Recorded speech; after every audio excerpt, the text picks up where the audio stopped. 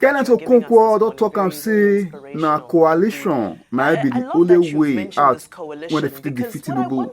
He said this coalition when they don't form, so he said na only pattern, the strategy when they still use to trash Tinubu out of Asue Rock. If APC wants me to join APC, these are my conditions. They promised Nigeria that 1 naira should be $1. Have they done that? When they do it, let them come calling, and I will consider them. Nigeria is a diverse nation where the presidency is an association between the president and the vice. And the Nigerian constitution is very clear that every association must cut across religious and ethnic barriers. So any president that is choosing a man of same-sex ticket and then choosing only the people from his own people or the people he perceives are his own people to be in governance is a president that unapologetically behaves in a very unconstitutional manner. He has no respect for rule of law.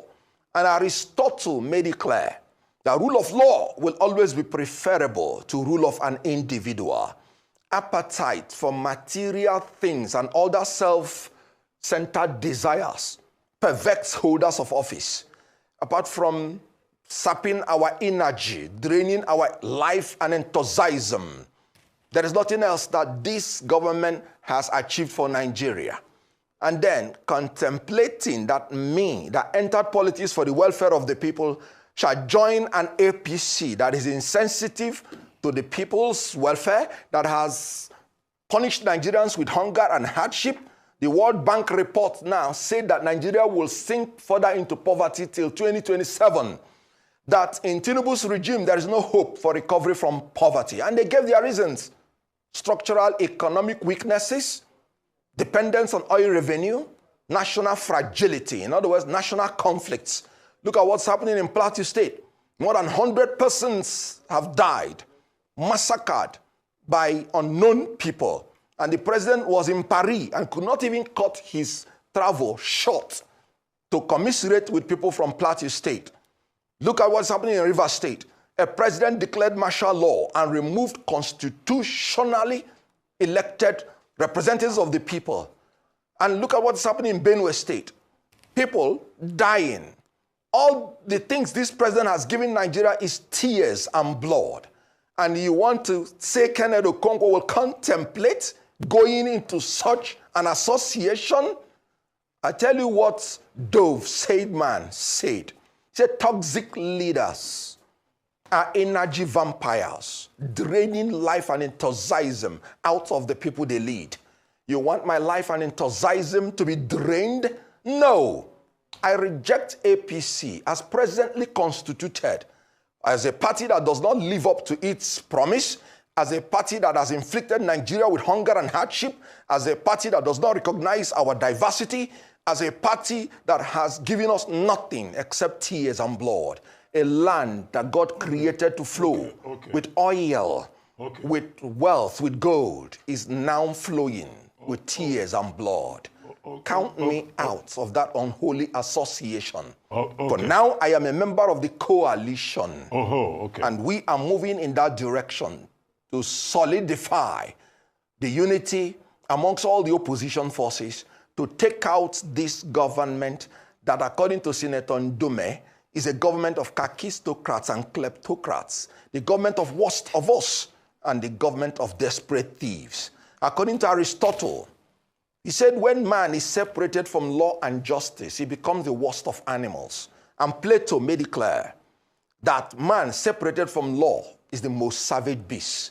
We have been reintroduced to the state of nature by this government, where life, according to Thomas Hobbes, has become solitary, nasty, brutish, poor, and of course short. Okay, that is what we're suffering in this country. Okay, we appreciate. I love the philosophy and almost spoken word that you're giving us this morning. Very, very inspirational indeed. I love that you've mentioned this coalition, because what I wanted to ask you initially is that the writing on the wall seems to appear that there is a north and south divide. And it's seeming like this grand coalition that is being marketed for the moment, the body language reads towards the north. So are you saying that you're behind a potential movement that will push forward a northern candidate if that's what it will take to defeat the incumbent?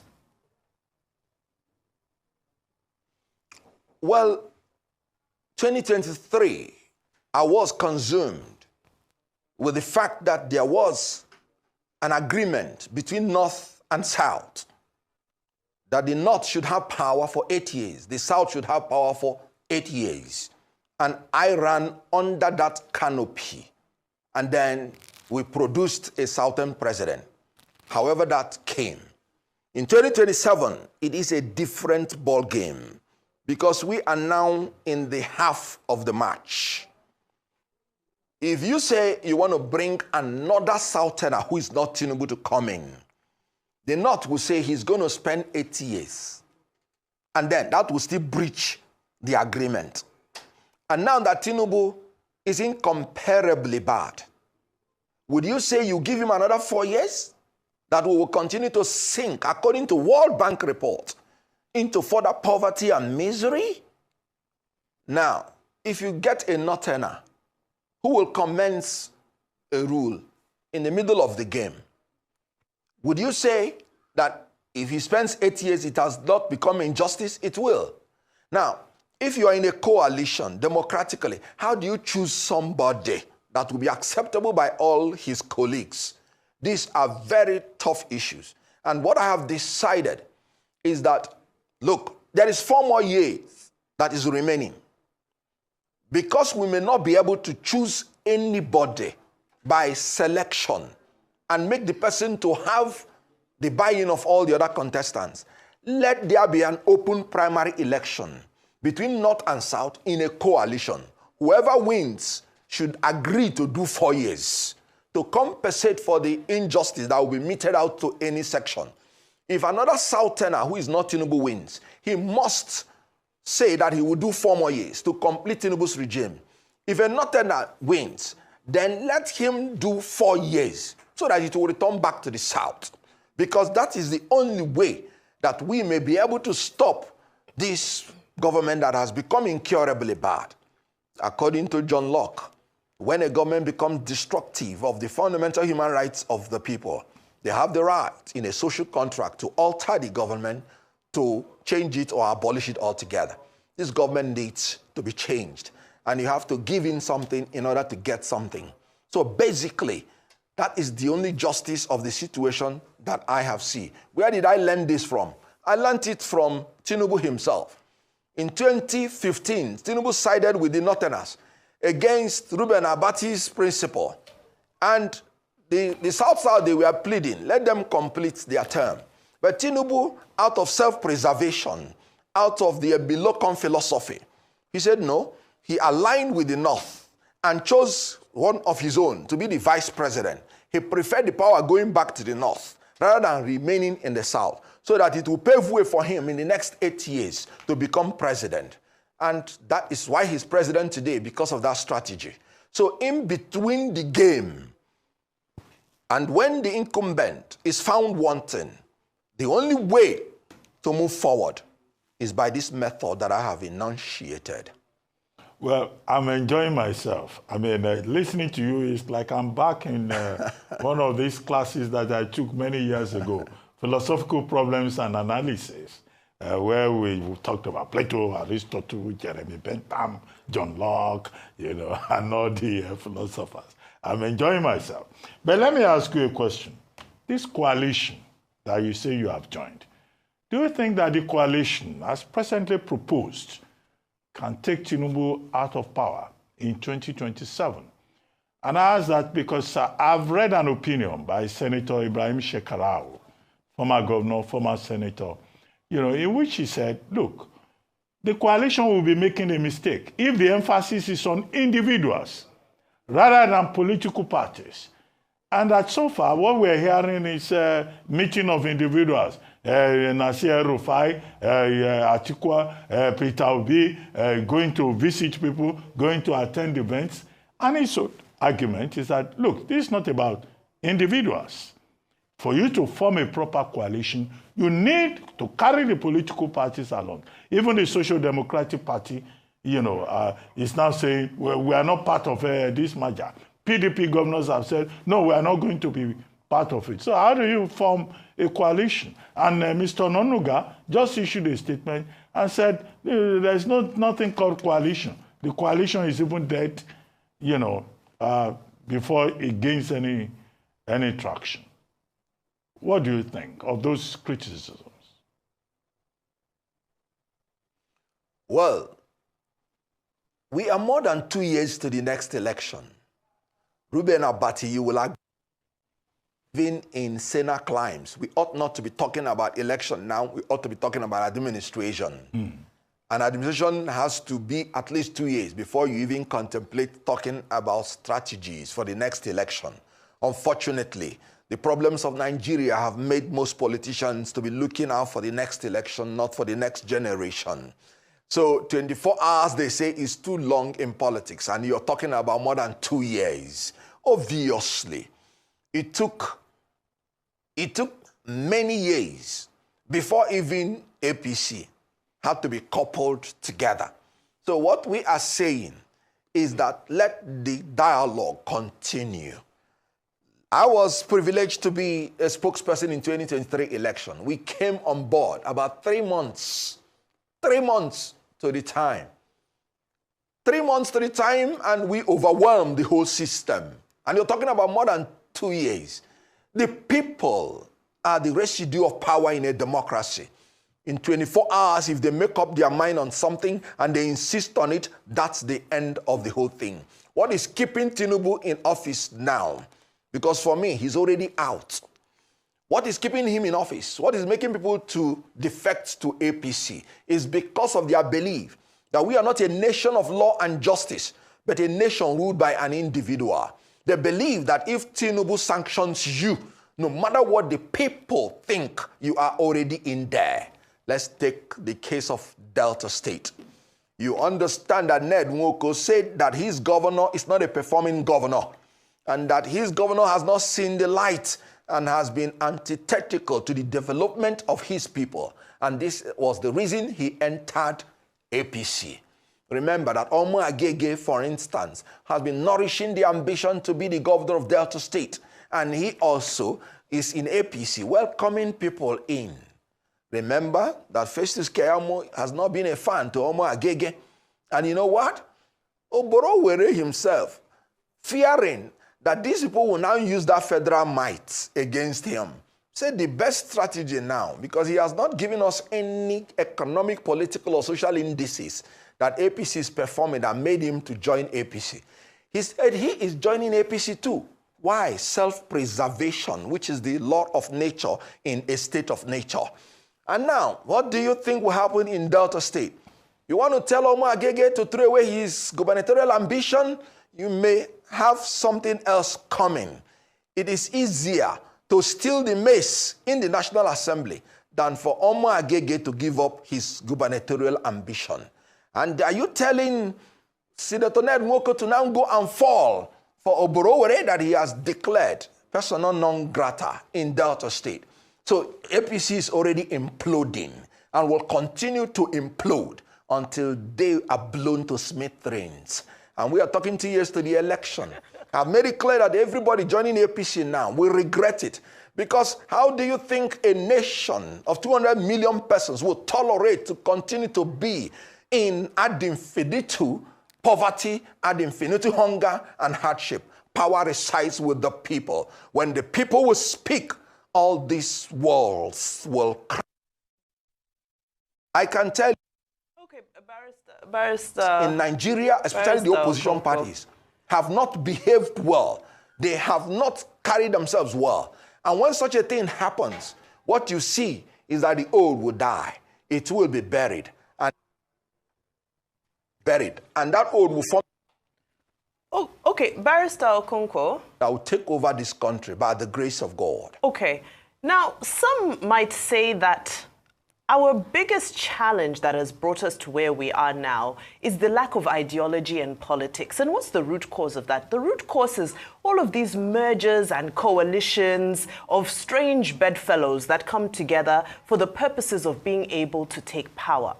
So what you're describing with APC sounds like an occupational hazard that will befall whatever coalition you're all putting together. Strange bedfellows, again, coming together strategically to try and take power. It sounds like you're committing the same sin, just from a different ticket. What would you say to that? Well, when APC came together to form APC, they were the strangest of fellows. People from new PDP, from half portion of APGA, from CPC, from ANPP, and all other ACN. They were the strangest of fellows. But yet, they were able to make the commensurate sacrifice. They were able to know that they have a common enemy in the ruling PDP. And they pocketed their individual preferences and went for the common good of them. Remember, the whole idea of setting up a political party is to protect the interest of your members. They were able to harness themselves very well, organized a primary for their presidential candidates, all of them, in a purported free and fair election. And when somebody emerged, they supported the person and they won the incumbent. So the strangest of fellows can always come together when there is a national crisis as we have now, and they will pocket their individual ambitions for the collective good of the people. Barrister Okonkwo, if I may just interject. Yes. So, I mean, I have no doubt that elites are always able to come together to find common ground when it suits their interests. But my question here is really around the people. Can these coalitions, have they really served Nigeria and delivered the dividends of democracy to the people? Another coalition, is it not another recipe for disaster? Another 4 years of infighting, power grabbing, this and so forth. Is that really the answer? Well, let me first of all concede to you has not produced reasonable result for the people. But you see, you cannot give up. You can only learn from your experience. Use your experience in your today's experiment to achieve your expectation tomorrow. We cannot give up. We cannot succumb to the blackmail of tyrants. We cannot succumb to the blackmail of the kakistocrats and the kleptocrats, because they will blackmail you that the coalition in the past has not worked. That does not mean you will not try again. Continue to try. If you fail 99% of the time, that 1% that you will succeed, you would have learned 99% of how not to fail. We will continue in this country until we get it right. I agree with you, the coalition has not worked in the past. That does not mean the coalition will not work in the present. We will form a coalition because you have to secure the ground first before looking for the mats. You have to get power before thinking about the welfare of the people. So what I have said personally is that I would not be buyable. I will not be purchasable. I will say my mind. Am I perfect? Yet, but it will not be based on lack of integrity. Everything I will do shall proceed from the integrity of my heart and innocence of my hands. When I make mistakes, I will change. You have to be the change that you are looking for in people. I left my comfort zone as an actor, the prime actor for that matter, the foremost actor, looking for the welfare of Nigerians, and I will get it because I'm ready to make the commensurate sacrifice to get there. You may have seen that I am not as interested in political office and in political wealth as I'm interested of Nigerians. And very quickly. For people that made me a hero today. And I am living for them and I'm going to serve them. And I will succeed. Very quickly, as we begin to wrap up now, I'd like to ask you, Mr. Bayo Ononuga, spokesperson for President Tinubu, I said, look, all this coalition politics is dead on arrival. He has also said that, in fact, Nigerians should praise President Tinubu and praise the APC. That the reason everybody is trying to join the APC is because the APC is promoting democracy and serving the people's interests. He also made the point that in any case, politicians We always move from one party to the other. And they have the freedom of thought, speech, assembly, association, as you well know. Do you think that Mr. Ononuga is saying something to people like you who think that the coalition politics ongoing now is working?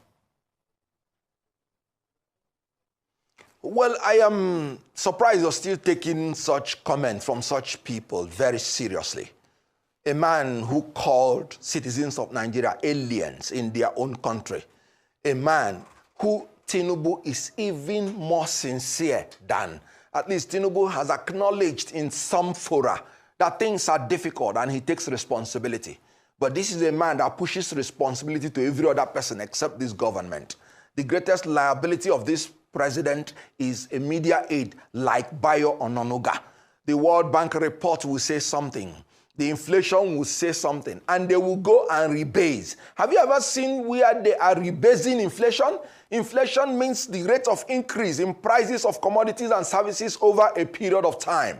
And this government, I bought a bag of rice, for instance, in December, 109,000. And in March, I bought it the same price. And this government said they have rebased inflation and reduced inflation from 34% to 24%.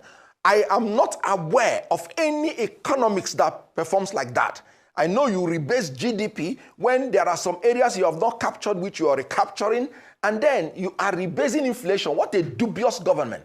And you have a media aide that wants to sell everything, including sand, as rice to Nigerian people. Let me tell you, coalition, and let me agree that you cannot blame the ruling party for any perfidy in the opposition party. It is a legitimate political attack, a legitimate one for that matter, for the ruling party to use every means that is peaceful and not by force to see whether they can bring confusion in the camp of the opposition.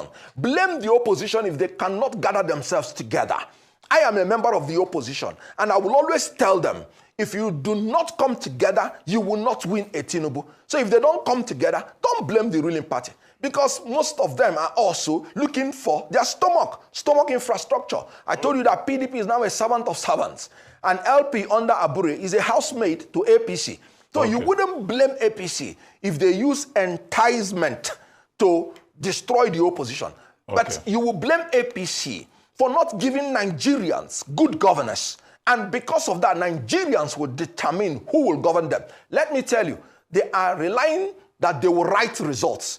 People going into APC is because they want to come under self-preservation of writing results. That's why I said, if you separate man from law and justice, he will become the most savage of beasts. Without it, Tinubu is already gone. Okay, thank you very much. And we will fight, everybody should fight, that the will of Nigeria should be secured when they go to vote in 2027. Thank you. And Tinubu will be out. Thank you. But if I may defend the economists, I think many of them are into voodoo, economics. But rebasing is a technical term, like executive orders of Donald Trump, an administrative handmaiden that they use, to promote GDP and work with data and statistics. And this is what the economists do. So, that's what they do with rebasing. It's one of their, tools. I agree with you. You can rebase a GDP. You cannot rebase inflation. Because inflation is the rate of increase in price of commodities over a period of time. So you cannot, the price cannot be rising and the inflation figures are falling down. That's voodoo. I don't understand. You can teach me. Anyway, Ruben Abati. Thank you very much. And Ruben Abati, let me say this. Remember, Ruben Abati, there was something you said. You said you like to jollof and you like to pepper soup. When I met you in an occasion and they brought beautiful jollof, I was eating my own fast, saying, this man sitting by my side likes jollof. He will finish his own and come on my own. And then you did not even eat at all. That means you rebased it. Whenever you say it has been implication, I won't agree with you. My own kind of politics. When I'm in a public space, I watch the environment. So it will determine whether I will eat in public or not. But